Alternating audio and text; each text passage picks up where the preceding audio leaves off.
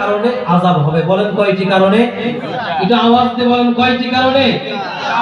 আল্লাহর হাবিব সাল্লাল্লাহু আলাইহি ওয়াসাল্লাম মদিনার কোন এক কবরের পাশ দিয়ে নবীজি সাল্লাল্লাহু আলাইহি ওয়াসাল্লাম যাচ্ছিলেন।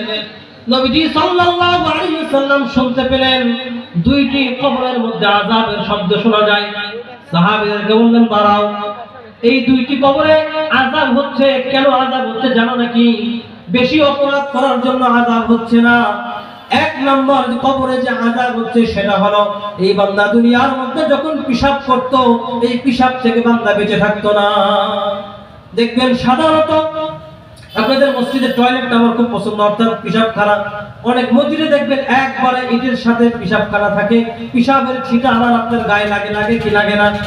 নামাজে আর দাঁড়ানোর আগে শর্ত হলো শরীর পাক, কাপড় পাক, নামাজের জায়গা পাক, সতর ঢাকা, কিবলামুখী হওয়া।